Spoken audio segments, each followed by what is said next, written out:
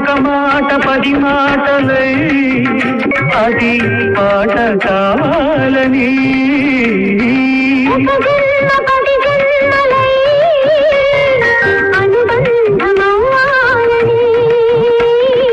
అందిట ఒక మమతే బండాలని అది దండలో